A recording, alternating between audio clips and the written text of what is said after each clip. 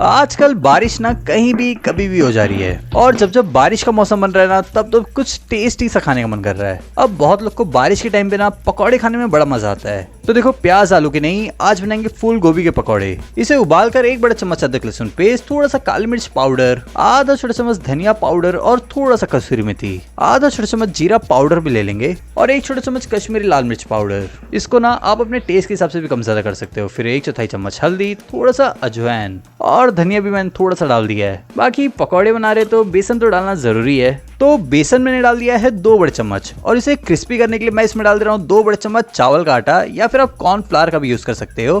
फिर थोड़ा सा हींग और पानी डालकर इसे अच्छी तरह से मिला लेंगे और सबसे